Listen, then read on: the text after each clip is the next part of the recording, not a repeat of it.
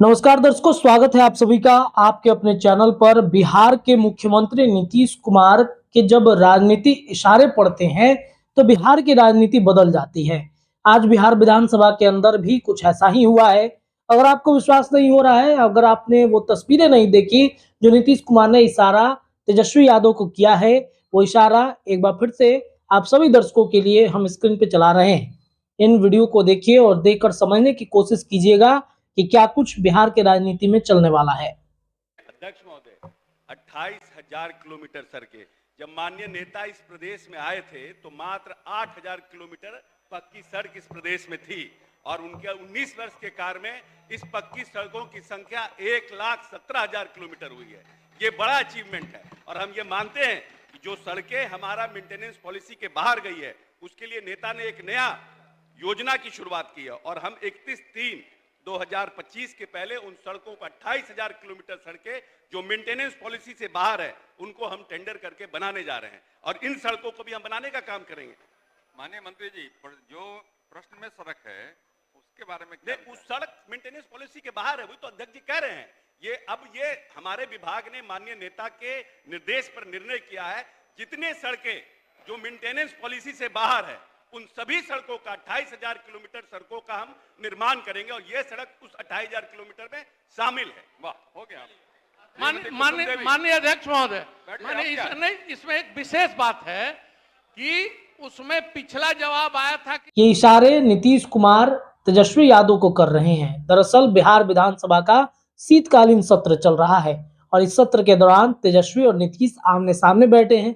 चूंकि तेजस्वी अब नेता प्रतिपक्ष की भूमिका निभा रहे हैं, बिहार के मुख्यमंत्री नीतीश कुमार हैं, बगल में सम्राट चौधरी बैठे हैं। ठीक उसके पीछे आप अशोक चौधरी को देख रहे होंगे, जहां पर अशोक चौधरी एक अपने ही विधायक जो भारतीय जनता पार्टी के विधायक थे, देवेश कांत सिंह, जो बीजेपी के विधायक हैं, उनके प्रश्नों का जवाब दे रहे थे और उन्हीं प्रश्नों के जवाब के दौरान नीतीश कुमार ने तेजस्वी यादव को एक इशारा कर दिया।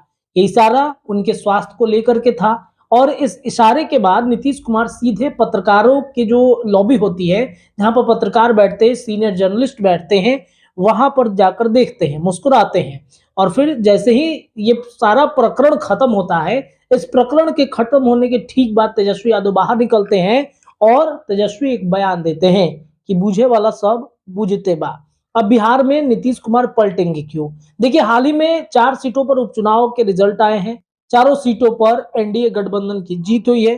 प्रचंड जीत माना जा रहा है। एक सीट पर जनता दल यूनाइटेड ने अपनी उपस्थिति दर्ज करा दी है। ये सीट बेहद महत्वपूर्ण सीट थी। ये कहा जा रहा था कि नीतीश कुमार अगर ये सीट हार जाते हैं तो शायद नीतीश एक बड़ा फैसला बिहार के राजनीति में कर सकते हैं, लेकिन नीतीश जब चाहे तब बिहार में बड़ा फैसला कर सकते हैं। अब बात आती है कि नीतीश भागेंगे क्यों? दरअसल आपको बता दें कि हाल के दिनों में आप देखिए, वक्फ बोर्ड संशोधन विधेयक को लेकर के पटना में मुसलमानों का जमावड़ा कितना ज्यादा लगा हुआ था। उम्मीद ये थी कि शायद नीतीश कुमार इस वक्फ बोर्ड संशोधन बिल के विरोध में जो मुसलमानों ने एक बड़ा रैली बुलाया है, इसमें नीतीश शामिल होंगे, लेकिन नीतीश कुमार शामिल नहीं होते हैं। चंद्रबाबू नायडू पर भी अब चूंकि वहां पर होगा, उनके राज्य में होने जा रहा है, तो उन पे निगाहें हैं। जो इस वक्फ बोर्ड संशोधन विधेयक के नेता हैं, वो ये कह रहे हैं कि अगर नीतीश चंद्रबाबू नायडू चाहे तो ये विधेयक रुक सकता है। अब मुसलमानों का वोट बैंक बड़ा वोट बैंक है। मुसलमानों के वोट बैंक के बदौलत ही बिहार के मुख्यमंत्री नीतीश कुमार की पार्टी जनता दल यूनाइटेड बेलागंज की सीट जीत पाई है। जो बात ललन सिंह ये कह रहे हैं कि मुसलमानों ने वोट ही नहीं दिया, तो एक आंकड़ा हमारे पास है, जिस आंकड़े में ये बताया जा रहा है कि मुसलमानों का वोट सबसे ज्यादा राष्ट्रीय जनता दल से जदयू को मिला है। प्रशांत किशोर की पार्टी को भी उतना नहीं मिला जितना जनता दल यूनाइटेड को मिला है। इधर आपने देखा होगा कि चेतन आनंद और चिराग पासवान का एक मामला चल रहा है, प्रकरण चल रहा है। पासवानों के वोट बैंक को लेकर के मामला चल रहा है कि पासवान का वोट, शायद चिराग पासवान अगर चले गए होते इमामगंज की सीट पर प्रचार प्रसार करने, तो पासवान का वोट जो भी छटका है वो आज हिंदुस्तानी अवाम मोर्चा के साथ होता। अब चिराग पासवान जनता दल यूनाइटेड के बीच तल्खियां चल रही हैं। इसके अलावा ललन सिंह से नीतीश कुमार काफी नाराज हो गए हैं। इसके अलावा भी तिरहुत स्नातक क्षेत्र की अगर बातचीत करें तो वहां पर चिराग पासवान की पार्टी से अलग होकर राकेश रोशन चुनाव लड़ रहे हैं और ये कहा जा रहा है कि चिराग पर उनका आशीर्वाद है।